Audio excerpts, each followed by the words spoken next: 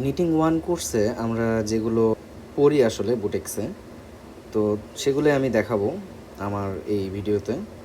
তো আমি নিটিং ওয়ানকে বেশ কিছু পার্টে ডিভাইড করব, এবং প্রথম পার্টে আমি ইন্ট্রোডাকশন সম্পর্কে কিছু কথাবার্তা বলবো আজকের ভিডিওতে। তারপরে step by step full knitting course, যেটা বুটেক্সের সিলেবাস ফলো করে, তো সেটাই আমি পড়াবো। তো প্রথমে আমাদের একটু বেসিকের দিকে তাকাইলে আসবে হচ্ছে টেক্সটাইল কি আসলে আমরা অনেকেই জানি না, কিন্তু এটা অনেক গুরুত্বপূর্ণ। প্রথমত টেক্সটাইল এসেছে হচ্ছে শুধু ওভেন ফ্যাব্রিকের জন্য। তারপরে টেক্সটাইল ধীরে ধীরে বর্তমানে ফাইবার, ফিলামেন্ট, ইয়ার্ন, ন্যাচারাল এবং ম্যানুফ্যাকচার্ড ইয়ার্নগুলোকেও টেক্সটাইল হিসেবে পরিচিত। এই সবগুলোকে টেক্সটাইল হিসেবে পরিচিত, এবং এগুলোর যে র মেটেরিয়ালগুলো আছে সেগুলোকেও টেক্সটাইল বলা হয়। আসলে টেক্সটাইল সেজন্য একটা ভাস্ট এরিয়া। এরপরে flow chart of textile processing, কীভাবে আমরা একটা ফাইবার থেকে একটা গার্মেন্টস পাই সেটা। তো প্রথমে ফাইবার ইয়ার্ন ম্যানুফ্যাকচারিংয়ের মাধ্যমে হয় ইয়ার্ন ফ্যাব্রিক ম্যানুফ্যাকচারিংয়ের মাধ্যমে হয় গ্রে ফ্যাব্রিক ওয়েট প্রসেসিংয়ের মাধ্যমে হয় ফিনিশড ফ্যাব্রিক, এবং ফিনিশড ফ্যাব্রিক গার্মেন্ট ম্যানুফ্যাকচারিংয়ের মাধ্যমে হয় গার্মেন্টস। পরে আমি যদি নেক্সট পেজে যাই, টেক্সটাইল ফাইবার কি। কিছুক্ষণ আগে আমরা জানলাম যে টেক্সটাইল কি, এবার টেক্সটাইল ফাইবার কি। টেক্সটাইল ফাইবার হচ্ছে যে কোনো একটা সাবস্টেন্স যেটা ন্যাচারাল হইতে পারে অথবা ম্যানুফ্যাকচার্ড হইতে পারে, তবে সেটার অবশ্যই লেন্থ টু উইথ রেশিওটা হাই হবে, অর্থাৎ 800 থেকে 3000 হবে লেন্থ টু উইথ রেশিও। এছাড়াও অবশ্যই তাকেই আমরা টেক্সটাইল ফাইবার বলবো যেটার ফ্লেক্সিবিলিটি থাকবে, হেয়ার লাইক নেচার থাকবে। কারণ ফ্লেক্সিবিলিটি অথবা হেয়ার লাইক নেচার না থাকলে আমি সেটাকে বেন্ড বা টুইস্ট করতে পারবো না। আচ্ছা, এবার classification of fibre according to লেন্থের ক্লাসিফিকেশনে আসলে কয় ধরনের ফাইবার আমরা পাই। একটা স্টেপল ফাইবার, যেটার একটা লিমিটেড লেন্থ থাকে, যেমন কটন, উল, জুট, এগুলো। এর মধ্যে আবার দুইটা ক্লাসিফিকেশন আছে, যেমন একটা শর্ট স্টেপল, একটা লং স্টেপল। তো শর্ট স্টেপল হলো কটন, একটা শর্ট স্টেপল ফাইবার, আর লং স্টেপল হলো জুট বা আদার ন্যাচারাল ফাইবারগুলা, তবে সিল্ক বাদে। কারণ সিল্ক হচ্ছে ফিলামেন্ট, এটা আমরা সবাই হয়তো এতদিনে জানতে পারছি, কারণ আমরা সবাই বুটেক্সে যারা পড়ে তারা এনটিএফ কোর্স করেই আসছে এতদূর। তো তারপরে ফিলামেন্ট কি, ফিলামেন্ট হচ্ছে কন্টিনিউয়াস লেন্থ থাকবে। তার মানে একটা ফিলামেন্টের লেন্থ হবে একটা ইয়ার্নের সমান, মানে পুরা ইয়ার্ন জুড়েই ওই ফিলামেন্ট থাকবে, অর্থাৎ কন্টিনিউয়াস লেন্থ। আমাদের যত লেন্থ লাগবে ঠিক তত লেন্থই আমরা প্রডিউস করতে পারবো। ইয়ার্ন হচ্ছে ফাইবারের অ্যাসেম্বলি অফ ফাইবার, যেটা টুইস্ট করা যায় অথবা লেইড টুগেদার, অথবা একসাথে লেইড করা হয়, এবং সেটার একটা কন্টিনিউয়াস স্ট্রেংথ থাকবে, যেটাকে আমরা পরবর্তীতে টেক্সটাইল ফ্যাব্রিকে রূপান্তর করতে পারবো। এবার স্টেপল ফাইবার টুইস্টিংয়ের মাধ্যমে যে ইয়ার্ন তৈরি হয় তাকে বলা হয় স্পান ইয়ার্ন। আর অনেকগুলো ফিলামেন্ট একটার সাথে আরেকটা বসেও কিন্তু ইয়ার্ন তৈরি হতে পারে, যেটা আমি কিছুক্ষণ আগেই বলেছি। একটা ফিলামেন্ট থেকে যদি ইয়ার্ন হয় তাহলে সেটাকে মনোফিলামেন্ট বলে। আবার অনেকগুলো বান্ডেল অফ ফিলামেন্ট থেকে যখন ইয়ার্ন তৈরি হয় তখন তাকে মাল্টিফিলামেন্ট বলে। কিছু স্পেশাল ইয়ার্নও আছে, এর মধ্যে আমার এখানে কিছু স্পেশাল ইয়ার্নের এক্সাম্পল দেওয়া আছে, যেমন মনোফিলামেন্ট ইয়ার্ন, মাল্টিফিলামেন্ট ইয়ার্ন কী ধরনের হয়, টুইস্টেড মাল্টিফিলামেন্ট ইয়ার্ন, অনেক ধরনের আছে। তো আমি আমার পিডিএফটা দিয়ে দেব আমার ডেসক্রিপশন বক্সে, আপনারা চাইলে চেক করে দিতে পারেন। এরপরে ফ্যাব্রিক হলো একটা ফ্লেক্সিবল প্লেনার সাবস্টেন্স, যেটা সলিউশন, ফাইবার, ইয়ার্ন অথবা ফ্যাব্রিকেরও এনি কম্বিনেশনের মাধ্যমে তৈরি হতে পারে। এবার types of fabric. Oven fabric, 2 sets of yarn এর ইন্টারলেসমেন্ট, মানে ওয়ার্প বরাবর ইয়ার্ন আর ওয়েফট বরাবর ইয়ার্ন, এগুলোর 90 ডিগ্রি ইন্টারলেসমেন্টের ফলে ওভেন ফ্যাব্রিক তৈরি হয়। নিটেড ফ্যাব্রিক, নিটেড ফ্যাব্রিকে একটা ইয়ার্নও কাজে লাগতে পারে, অথবা ওয়ান সেট অফ ইয়ার্নও লাগতে পারে। এটা ডিপেন্ড করে রিকোয়ারমেন্টের উপর। যেমন আমি চাইলে একটা ইয়ার্ন দিয়েও নিটেড ফ্যাব্রিক তৈরি করতে পারবো, আবার চাইলে ওয়ান সেট অফ ইয়ার্ন দিয়েও তৈরি করতে পারবো। তো এগুলো আপনারা এই কোর্সের মধ্যে ধীরে ধীরে স্টেপ বাই স্টেপ গেলে অবশ্যই জানতে পারবেন। তো ওয়ান অথবা ওয়ান সেট অফ ইয়ার্নের ইন্টারলুপিং অর ইন্টারমেশিংয়ের মাধ্যমে নিটেড ফ্যাব্রিক তৈরি হয়। ব্রেডেড ফ্যাব্রিক কি?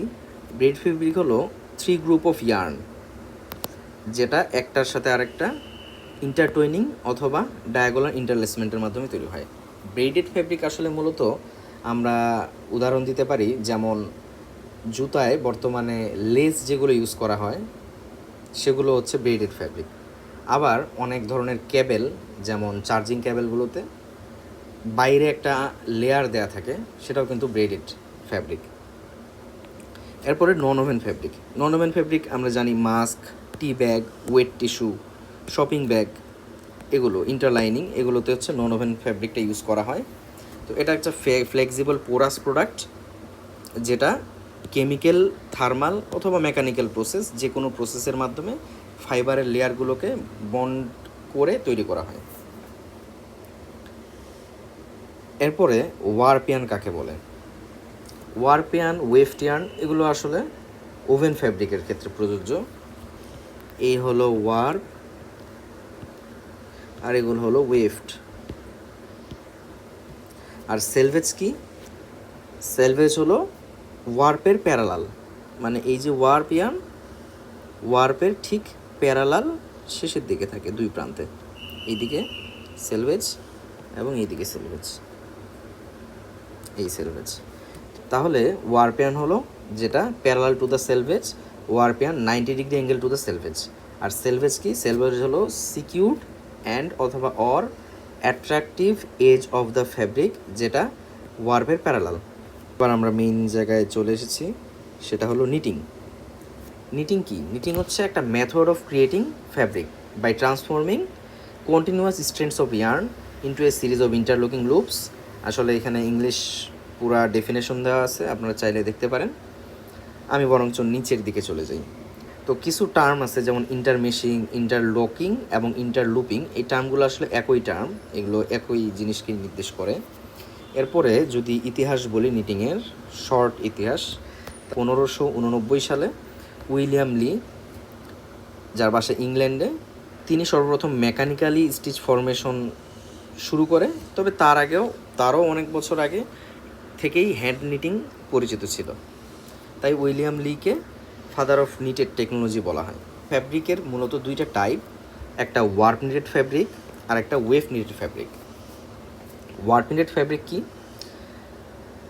যেই নিটেড ফ্যাব্রিকটা ভার্টিক্যাল স্টিচ ফরমেশনের মাধ্যমে তৈরি হয় তাকে ওয়ার্প নিটেড ফ্যাব্রিক বলে। যেমন আমি যদি এই ফিগারটাতে একটু তাকাই, এই হলো ইয়ার্ন আমার, এই যে ইয়ার্নগুলো আসছে, ইয়ার্নগুলা ভার্টিক্যাল স্টিচ ফরমেশনের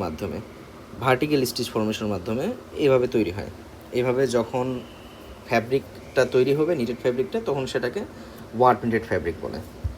ধীরে ধীরে জানতে পারবেন সব কিছুই। এরপরে wave knitted fabric. Wave knitted fabric হলো যেটা হরাইজন্টাল স্টিচ ফরমেশনের মাধ্যমে তৈরি হয়। যেমন এইভাবে তৈরি হয়, যেটা হরাইজন্টাল স্টিচ ফরমেশনের মাধ্যমে যে ফ্যাব্রিকটা তৈরি হয়। ওকে, এবার আমি চ্যাপ্টার 1-এ প্রবেশ করছি। এখান থেকে একটু মনোযোগ দিলে ভালো হবে। যেমন প্রথমেই কিছু বেসিক আলোচনা আছে এই চ্যাপ্টারে। প্রথমেই হলো কিঙ্ক অফ ইয়ার্ন। কিঙ্ক অফ ইয়ার্ন কি? যেমন আমি একটা যদি সোজা ইয়ার্নকে বাঁকিয়ে একটা লুপের শেপ দিই, তাহলেই সেটাকে কিঙ্ক অফ ইয়ার্ন বলে। এখানে বিস্তারিত লেখা আছে, আপনারা আমার ম্যাটেরিয়ালসটা পেলেই বুঝতে পারবেন। এরপর নিটেড লুপ। নিটেড লুপ কি? যখন একটা কিঙ্ক অফ ইয়ার্ন আরেকটা কিঙ্ক অফ ইয়ার্নের সাথে ইন্টারমেশ হয়, তখন তাকে নিটেড লুপ বলে। এরপর নিটেড স্টিচ কি? নিটেড স্টিচ হলো যখন একটা কিঙ্ক অফ ইয়ার্ন অ্যানাদার দুইটা কিঙ্ক অফ ইয়ার্নের সাথে ইন্টারমেশ হয়, তখন তাকে নিটেড স্টিচ বলে। এবার নিটেড লুপ স্ট্রাকচার যখন একটা কিঙ্ক অফ ইয়ার্ন অ্যাটলিস্ট 4টা কিঙ্ক অফ ইয়ার্নের সাথে ইন্টারমেশ হবে। কিভাবে? এই যে একটা কিঙ্ক অফ ইয়ার্ন, উপরে একটা কিঙ্ক অফ ইয়ার্ন, এই পাশে একটা কিঙ্ক অফ ইয়ার্ন, এই বাম পাশে একটা কিঙ্ক অফ ইয়ার্ন, আবার নিচে একটা কিঙ্ক অফ ইয়ার্ন। যখন এরকম একটা কিঙ্ক অফ ইয়ার্ন ডানে বামে উপরে নিচে সবার সাথে ইন্টারমেশড হবে, তখন একটা নিটেড লুপ স্ট্রাকচার তৈরি হবে। এবার যখন আমরা কাপড়ের মধ্যে লুপ থাকবে তখন তাকে কিঙ্ক অফ ইয়ার্ন বলা যাবে না, বরং সেটাকে নিটেড লুপ অথবা নিটেড স্টিচ বলা হবে। কারণ কিঙ্ক অফ ইয়ার্ন হলো একটা ইউনিট, একটা লুপের ইউনিট। কিঙ্ক অফ ইয়ার্ন বলা যাবে না যখন ফ্যাব্রিকের মধ্যে থাকবে, কারণ ফ্যাব্রিকে কখনো একটা লুপ দিয়ে ফ্যাব্রিক তৈরি হয় না, অনেকগুলো কিঙ্ক অফ ইয়ার্ন বা অনেকগুলো লুপ পাশাপাশি উপরে নিচে ইন্টারমেশিংয়ের মাধ্যমে তৈরি হয়। তো নিটেড লুপগুলোর 3টা পার্ট আছে, যেমন টপ আর্ক অথবা হেড। আমি যদি একটা নিটেড লুপ আঁকি, সেইটার টপ আর্ক হলো আপার কার্ভড পোর্শনটা, এই আপার কার্ভড পোর্শনটাকে টপ আর্ক বলা হয়। সিমিলারলি বটম যে আর্কগুলো আছে সেগুলোকে বলা হয় বটম হাফ আর্ক। হাফ বলার কারণ এইখানে একটা হাফ, এইখানে একটা হাফ, সেই জন্য এটাকে বলা হয় বটম হাফ আর্ক। এরপরে leg.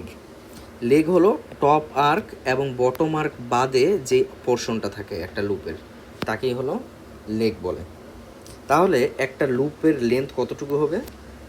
Top arc 2 legs plus 2 bottom half arc.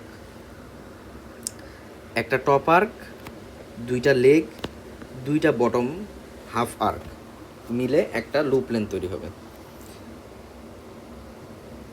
ওকে, এবার নিডল লুপ কি? নিডল লুপ হলো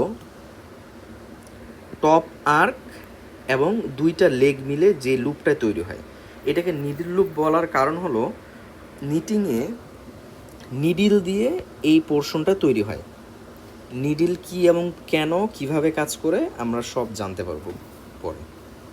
আপাতত এটা জেনে রাখা দরকার যে টপ আর্ক এবং 2টা লেগ মিলে যেই পোর্শনটা হয় সেটা হচ্ছে নিডল লুপ এবং এটা নিডল দিয়ে তৈরি হয়। সিমিলারলি সিঙ্কার লুপ হলো 2 বটম হাফ আর্ক। এই হাফ আর্ক এবং এই হাফ আর্ক, এই 2টা যখন ফ্যাব্রিকের মধ্যে জোড়া লাগে থাকে তখন তাকে সিঙ্কার লুপ বলে। এটা সিঙ্কারের মাধ্যমে তৈরি হয়। ক্লোজড লুপ কি? একটা নিটেড লুপ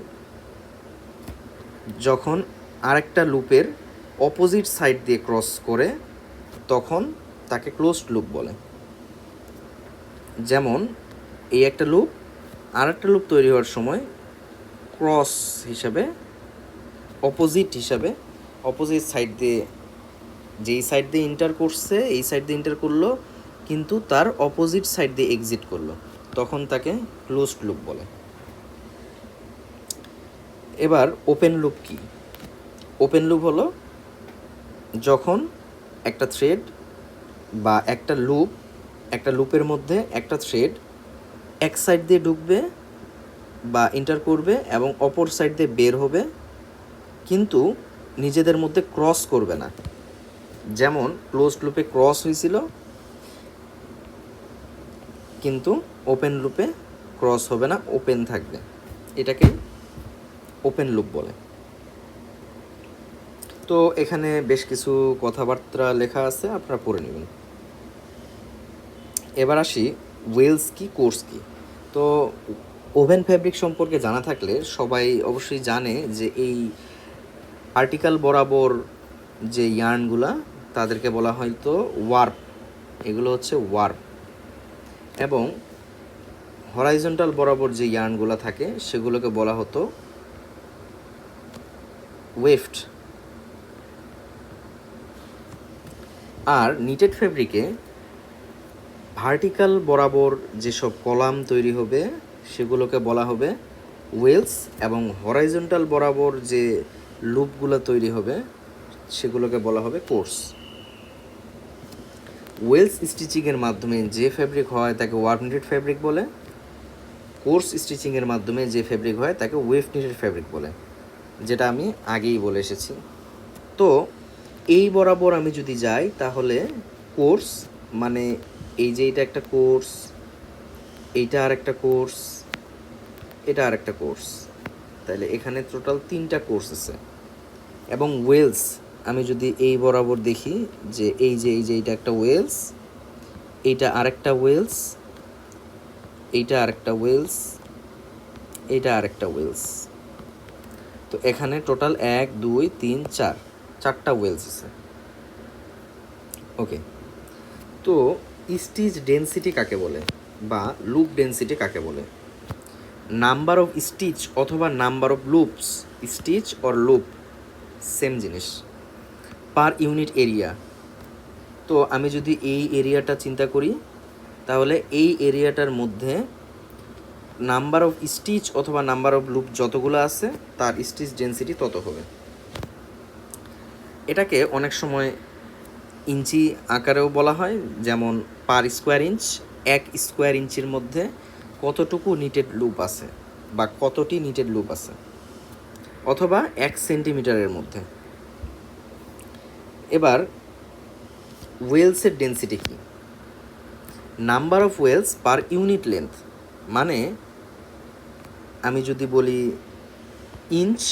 ইঞ্চের ক্ষেত্রে যদি বলি তাহলে number of wales per inch, যেমন আমি ধরলাম 1 ইঞ্চির মধ্যে, এই যে এটা যদি 1 ইঞ্চি হয়, এই 1 ইঞ্চির মধ্যে কতগুলো ওয়েলস আছে, যেমন এখানে 3টা 4টা 5টা 6টা 7টা 8টা, তাহলে এই যে এখানে 1 ইঞ্চির মধ্যে 1 2 3 4 5 6 7 8 টোটাল 8টা ওয়েলস আছে, তাহলে এটার ওয়েলসের ডেনসিটি হবে 8 WPI, অর্থাৎ 8 ওয়েলস পার ইঞ্চ। সেমভাবে যদি আমি কোর্সের কথা বলি, number of courses per unit length, মানে 1 ইঞ্চির মধ্যে কতগুলো কোর্স আছে। যেমন আমি যদি এখানে এইটাকে 1 ইঞ্চি ভাবি, এই যে এই বরাবর, তাহলে এখানে 1 ইঞ্চির মধ্যে এই একটা কোর্স, 2টা কোর্স, 3টা কোর্স আছে, তাহলে এখানকার সিপিআই হবে 3, অর্থাৎ 3 কোর্স পার ইঞ্চ। এবার ফেস লুপ কাকে বলে? ফেস লুপ অথবা প্লেন স্টিচ অথবা জার্সি স্টিচ অথবা ফ্ল্যাট স্টিচ, যে কোনো নামেই এটাকে ডাকা হয়, তবে ফেস লুপ নামে বেশি পরিচিত। যদি legs are situated above the top arc, অথবা লেগগুলো ভিজেবল হবে।